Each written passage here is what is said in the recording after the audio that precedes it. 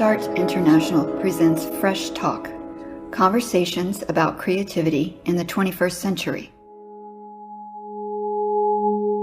I'm Cathy Byrd, and today I'm in Lubbock, Texas, with Chris Taylor, who teaches a course at Texas Tech University. There's one like it in New Mexico, but this is the tech version. It runs in the fall semester, and it's a full load of credits. And so basically the easiest way to think about it is it's a semester abroad in our own backyard. All of our courses happen as we travel, and we're camping and living out of the backs of vans. And so it allows the mobility for us to visit the sites that we do and to treat the landscape as a studio and work in the landscape. So you told me that your per field session, it's 6,000 miles you're traveling. Roughly, yeah. And they're camping out the entire way.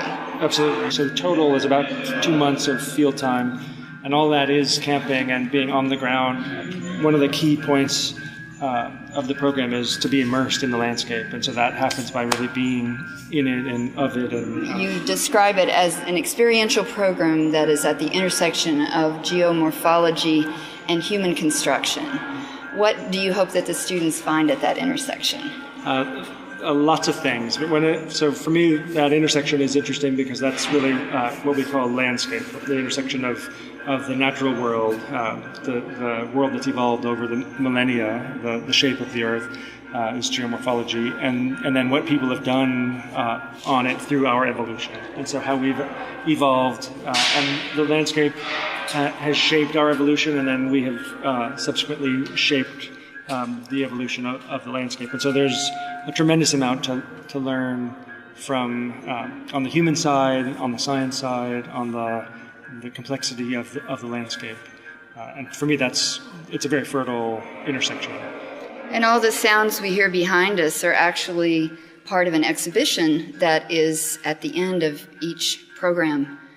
And it documents the projects or work that the students did while they were on the road. It's not good enough just to go traveling and go see these works. That a big part of it is that wanting the students to process the things that they're learning and thinking about through their own work. And so the conversation changes when it's not just words, but it's actions, it's objects, there's effects, literal effects to it. And so I like to think of the exhibition as both the carrot and the stick of the program. It's an opportunity. I'm here at this huge warehouse where students from Texas Tech are showing projects that they created while they were on a huge field trip. It's like the ideal class for some people, but others would find it daunting or boring or terribly confining to be with. How many of you were there? 12 people. It's like reality television kind of thing, right? So you thought it would be, but it wasn't? It wasn't that exciting? Like Survivor? So such an immersive experience requires a real commitment.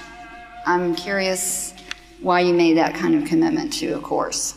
I think it's just the opportunity to take yourself way out of your element and go into something without any preconceived notions, because it's an experience that you've never had before. You've never really done something like that. So it's just the opportunity to try it out just to see what you come out with at the end. I think when you take yourself out of your element, you tend to take things in better, like it's like this new workout stuff where they're like, oh, you got to trick your muscles all the time. But seriously, to, change it up. Like to get out of academia, to get out of the classroom, to do it in a fresh new way. How about you, Chris? Why do you do this every year?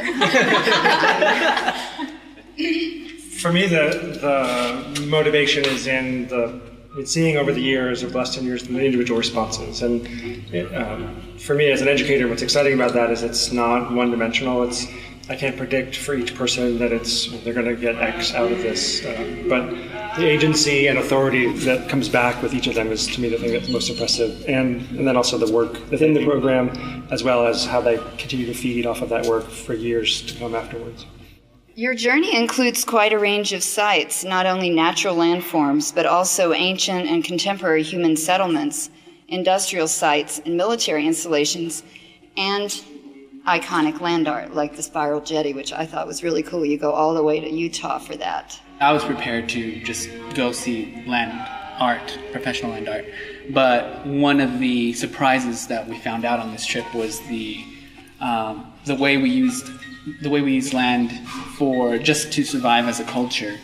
There's a legacy to the industrial acts that we perform, and so we visit very remote wilderness, extreme wilderness, and then also areas where high civilization in terms of high manufacturing has left its mark, and think about what are the impacts of human action on the planet. And this comes back to that intersection of geomorphology and human construction, that our desire for digital audio recorders and computers and whatnot require copper, and require, there's these things come out of the ground, and where they come from and what stories they leave behind is something that we're wise to pay attention to. It was interesting being in Marfa just because, we always see art as being something like, oh, that could be anywhere. But Donald Judd's,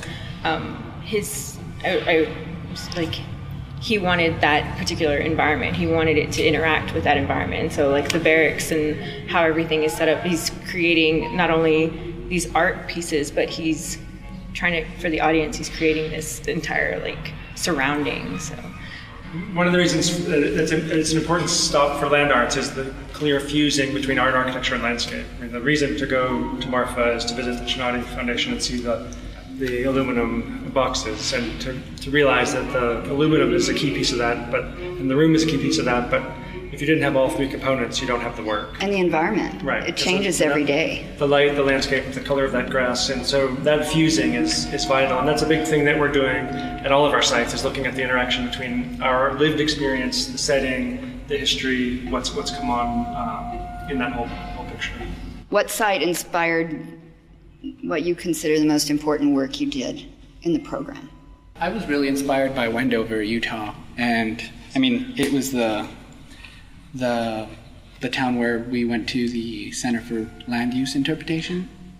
That was very important to go and talk to those people and learn from what experiments they're working on. And also, the town has this quirkiness that inspired us to go explore the underbelly. I think a place where we were all really productive at the Mimbres River. And it was kind of the first place where it was probably the most alienated from human contact, I think. Where was this? It's in the Gila wilderness in New Mexico. And I don't know, I think that was our first break from man-made, and so a lot of us got in touch with what was there, which was not man-made, which was exciting, I think. For me especially, that's where I gathered a lot of materials and ideas. And us being in a place that it felt relatively untouched, but at the same time, we were always aware that we changed it just by being there. Was there a moment, or could you remember this moment when you started thinking differently about how you, as architects and artists, would see your role in shaping the environment? The whole trip was it was profound, and it was completely not enculturating, but disculturating, I guess you could say. Seeing how opportunistically they design, there would be a nook in in the cliff, and they're oh, well, we're gonna build right here. We're gonna stack some rocks, and look, there's already, here's a roof and there's walls.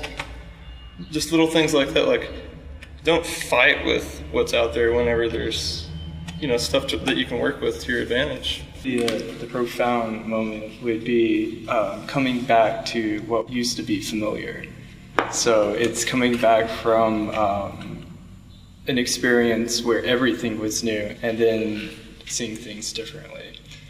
I spent a lot of time pacing back and forth when I first got back home and went inside of my house. I felt so constricted, and it was awful. For me, I guess it's one thing to actually, in architecture, the heat's out there, you have to keep it out of your building. It's a different thing to go feel it and try and escape from it. And actually understand that factor of what separates you from everything. It's different to have no escape. When you can't you're just take a break in some place that's air conditioned. Yeah, it's I'm gonna be cold until the sun gets this high today. That's a huge. So you might as well stay in your sleeping bag. And that's not allowed.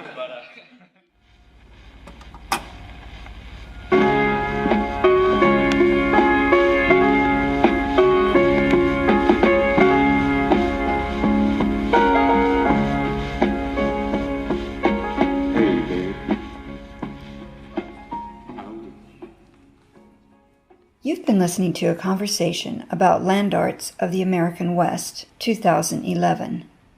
Read more about land arts and hear other podcasts in this series on freshartinternational.com.